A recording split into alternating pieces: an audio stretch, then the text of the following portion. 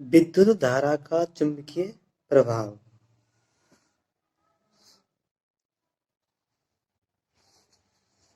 विद्युत धारा के चुंबकीय प्रभाव में हम एक वैज्ञानिक का वर्णन है। Hans Christian Oersted. Hans Christian Oersted, इनका जीवन काल 1777 से 1851 था। 19वीं शताब्दी के वैज्ञानिक हैंस क्रिश्चियन ऑर्स्टेड ने 1820 ईस्वी में उन्होंने अकस्मात यह खोज की कि किसी धातु के तार में विद्युत धारा प्रवाहित करने पर पास में रखी दिशा सूचक में विक्षेप उत्पन्न हो जाता है।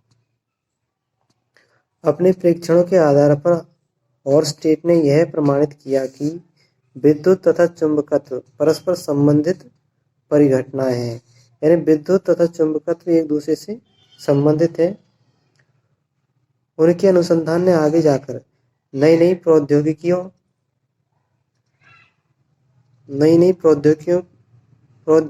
में खोज की, जैसे रेडियो, टेलीविजन, तंतु प्रकाशिकी। उन्हीं के सम्मान में चुंबकीय क्षेत्र की तीव्रता का मात्रक ऑर्स्टेड रखा गया। विद्युत मोटर विद्युत धारा के चुंबकीय प्रभाव पर आधारित है, और जबकि विद्युत जनित्र ये गतिमान चुंबकों के विद्युतीय प्रभाव पर आधारित है। चुंबकीय क्षेत्र और चुंबकीय क्षेत्र रेखाएं। तो वास्तव में दिक्सूचक की सुई एक छोटा छड़ चुंबक होती है। वास्तव में दिक्सूचक की सुई एक छोटा छड़ चुंबक होती है। यानी जो दिक्सूचक है, इसके दो ध्रुव होते हैं। उत्तर की ओर संकेत करने वाले सिरे को उत्तरोन्मुखी ध्रुव अथवा उत्तर ध्रुव कहते हैं, तथा दक्षिण दिशा की ओर संकेत करता है उस सिरे को दक्षिणोन्मुखी ध्रुव कहते हैं। समान ध्रुवों में सजातीय ध्रुवों में प्रतिकर्षण होता है और विजातीय ध्रुवों में परस्पर आकर्षण होता है। चुंबकीय बल रेखाओं को प्रदर्शित करने के दो नियम हैं। पहला है कि कागज है, सफेद कागज, और सफेद कागज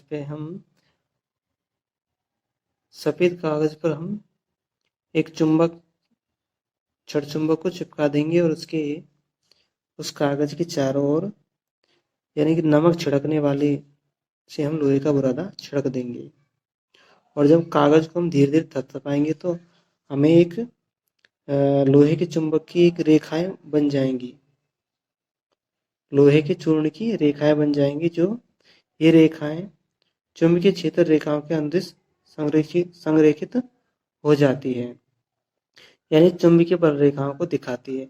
और ये चुंबकीय बल रेखाएं कभी भी एक दूसरे को नहीं काटती, एक दूसरे को कभी प्रतिच्छेद नहीं करती, और ये चुंबकीय बल रेखाएं उत्तर से निकल करके दक्षिण की ओर जाती है, और चुंबक के अंदर यह दक्षिण से उत्तर की ओर जाती है। इस प्रकार ये बंद वक्र बनाती है चुंबकीय बल रेखाएं।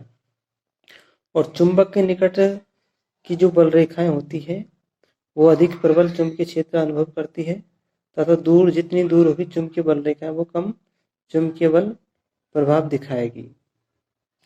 और चुंबक के चारों ओर का वह क्षेत्र जहां चुंबक के चारों ओर का वह क्षेत्र जिसमें उसके बल का चुंबक के चारों ओर का वह क्षेत्र जिसमें चुंबक के बल का अनुभव किया जा सके या संसूचन किया जा सके चुंबक का चुंबकीय क्षेत्र कहलाता है। अर्थात हम कह सकते हैं कि जहां तक ये चुंबकीय बल रेखाएं होती है वहां तक चुंबकीय क्षेत्र होता है, और जो रेखाएं बनती है इसको चुंबकीय क्षेत्र रेखाएं कहते हैं। दूसरी विधि है जिसके द्वारा हम चुंबकीय क्षेत्र की चुंबकीय बल रेखाएं बना सकते हैं।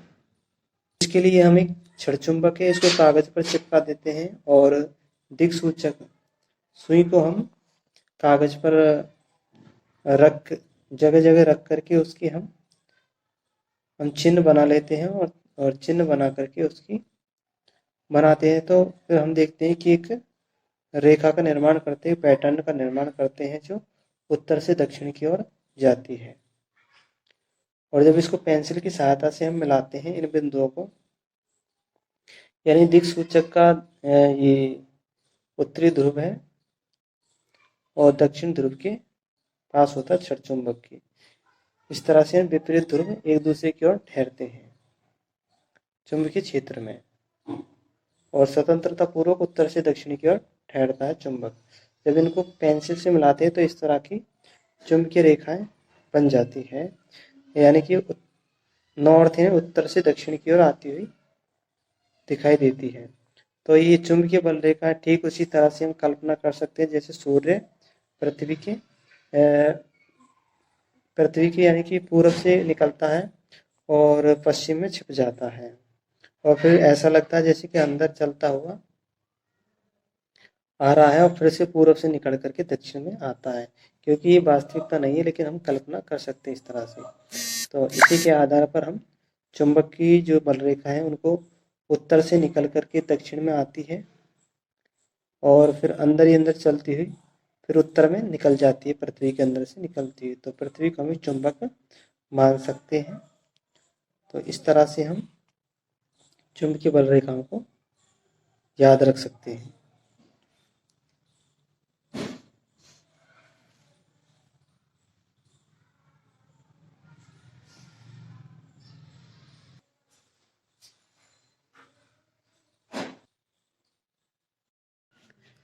किसी विद्युत धारावाही चालक के कारण चुंबकीय क्षेत्र, तो इसका हम एक प्रयोग करते हैं, विद्युत परिपथ तैयार करते हैं और देखते हैं।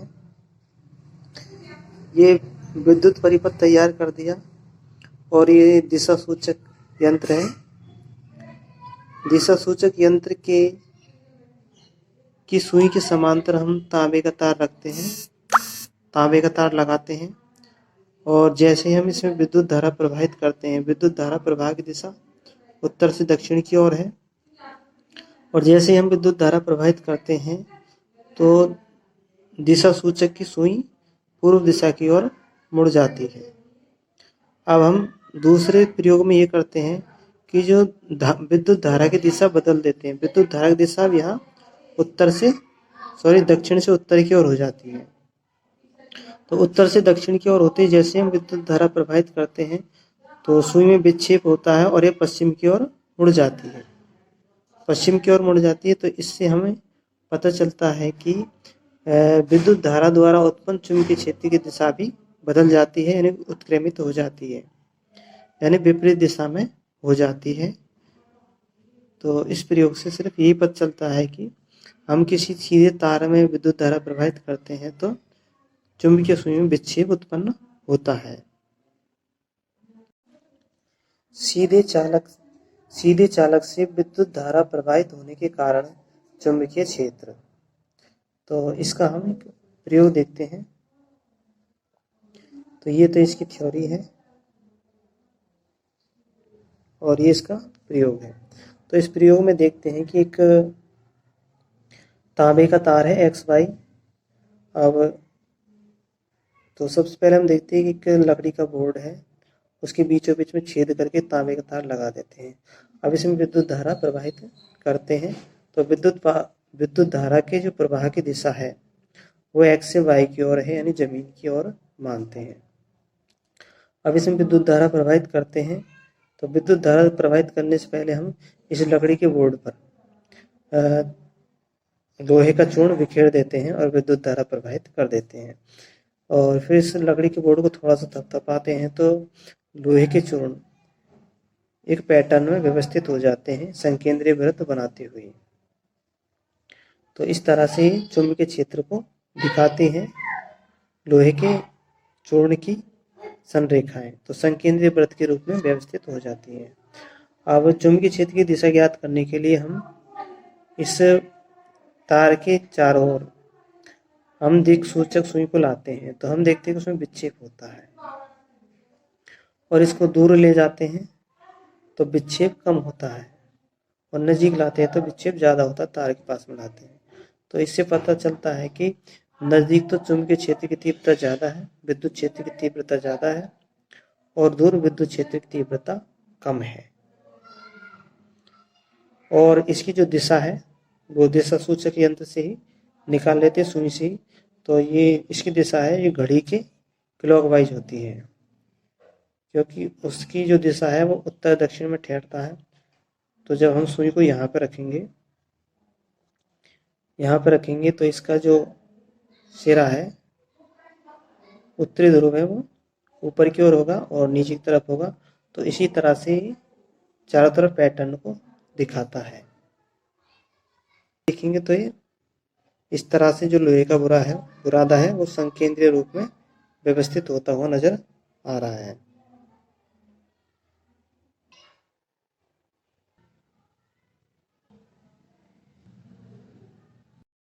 दक्षिण हस्त अंगूठे का नियम, इस नियम को मैक्सवेल का स्क्रू कॉर्क स्क्रू नियम भी कहते हैं।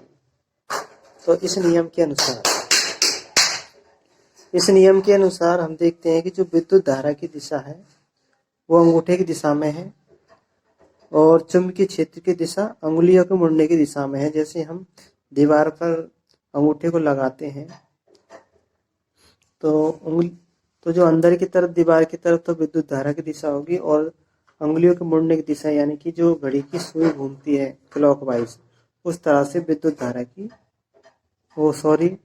चुंबकीय बल रेखाओं की दिशा होगी, विद्युत चुंबकीय रेखाओं की दिशा। और इस नियम को हम मैक्सवेल का स्क्रू कॉर्क नियम भी कहते हैं।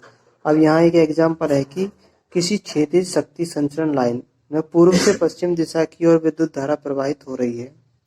इसके ठीक नीचे किस बिंदु पर तथा इसके ठीक ऊपर के किस बिंदु पर चुंबकीय क्षेत्र की दिशा क्या होगी।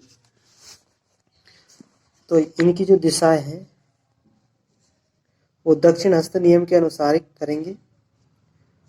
तो जब पूर्व सिरे से हम अवलोकन करते हैं तो चुंबकीय क्षेत्र की दिशा तार के लंबवत तल में दक्षिणवर्त होगी, यानी दक्षिण के, जैसे घड़ी की सुई घूमती है उस तरह से दक्षिणावर्त होगी।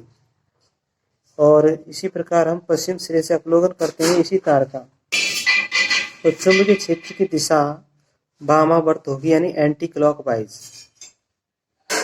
तो ऊपर बिंदु पर तो हो जाएगी दक्षिणावर्त और नीचे के बिंदु पर एंटी क्लॉकवाइज होगी। विद्युत धारावाही वृत्ताकार पास के कारण चुंबकीय क्षेत्र। तो किसी विद्युत धारावाही चालक के कारण उत्पन्न चुंबकीय क्षेत्र उससे दूरी के व्युत्क्रम पर निर्भर करता है। तो चुंबकीय क्षेत्र जो है दूरी बढ़ने के साथ में घटता है तीव्रता। इसी प्रकार किसी विद्युत धारावाही पास के प्रत्येक बिंदु पर उसके चारों ओर उत्पन्न चुंबकीय क्षेत्र को निरूपित करने वाले संकेंद्रीय वृत्तों का साइज तार से दूर जाने पर निरंतर बढ़ता है। जैसे ही हम वृत्ताकार पास के केंद्र पर पहुंचते हैं, इन बृहत यानी बड़े वृत्तों के चाप सरल रेखाओं जैसे प्रतीत होने लगते हैं, यानी पास के केंद्र में। तो विद्युत धारावाही तार के प्रत्येक बिंदु से उत्पन्न चुंबकीय क्षेत्र रेखाएं पास के केंद्र पर सरल रेखा जैसे प्रतीत होने लगती है। और दक्षिण हस्त अंगूठे का नियम यदि लागू करें तो हम देखते हैं कि पास के भीतर सभी चुंबकीय क्षेत्र रेखाएं एक ही दिशा में होंगी। तो इस तरह से जो पास के भीतर है चुंबकीय बल रेखाएं सभी एक ही दिशा में होती है। फिर उत्पन्न चुंबकीय क्षेत्र प्रवाहित विद्युत धारा पर अनुलोमतः निर्भर करता है, यानी उत्पन्न चुंबकीय क्षेत्र विद्युत धारा के समानुपाती होता है। जैसे जैसे विद्युत धारा का मान बढ़ेगा, विद्युत क्षेत्र का मान भी, चुंबकीय क्षेत्र का मान भी बढ़ेगा। यदि n फेरे की कोई कुंडली है तो उसमें उत्पन्न चुंबकीय क्षेत्र का परिमाण एकल फेरे वाली कुंडली से उत्पन्न चुंबकीय क्षेत्र की तुलना में n गुना अधिक प्रबल होगा। अर्थात जितने फेरे अधिक होंगे उतना ही चुंबकीय क्षेत्र अधिक होगा। अतः इस कारण यह है कि प्रत्येक फेरे में विद्युत धारा के प्रवाह की दिशा समान है। अतः व्यष्टिगत फेरों के चुंबकीय क्षेत्र संयोजित हो जाते हैं। तो इस डायग्राम को भी हम देख सकते हैं कि धारावाही वृत्ताकार कुंडली द्वारा उत्पन्न चुंबकीय क्षेत्र। तो जो विद्युत धारा की दिशा इस तरफ है तो चुंबकीय क्षेत्र दाएं हाथ के अंगूठे के नियम के अनुसार उंगलियों की दिशा में घूम जाता है। और परिनालिका है, ये विद्युत रोधी तांबे के तार को लपेट करके एक नली सी बना लेते हैं, तो इसके कारण उत्पन्न होने वाला चुंबकीय क्षेत्र। तो इसके अंदर, परिनालिका के अंदर सभी जगह पर या सभी बिंदुओं पर चुंबकीय क्षेत्र समान होता है, क्योंकि सभी जगह पर विद्युत क्षेत्र यानी जो चुंबकीय बल रेखाएं होती है वो बिल्कुल समांतर होती है विद्युत चुंबकीय रेखाएं। इस कारण परिनालिका के भीतर सभी बिंदुओं पर चुंबकीय क्षेत्र समान होता है। परिनालिका के भीतर उत्पन्न चुंबकीय क्षेत्र का उपयोग किसी चुंबकीय पदार्थ जैसे नरम लोहे को परिनालिका के भीतर रखकर चुंबक बनाने में किया जाता है। इस प्रकार बने चुंबक को विद्युत चुंबक कहते हैं। तो परिनालिका द्वारा विद्युत चुंबक बना सकते हैं हम।